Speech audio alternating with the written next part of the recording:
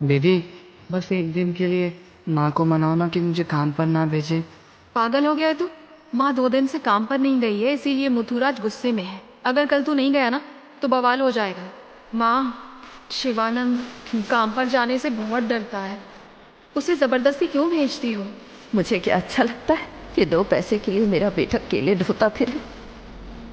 लेकिन कल अगर मैं मर गई तो कम से कम तब वो अपना पेट तो पाल ले। उम्र चाहे छोटी हो या बड़ी, कुछ फर्क नहीं पड़ता। 2 पैसे पल्ले नहीं तो दुनिया नोच खाएगी।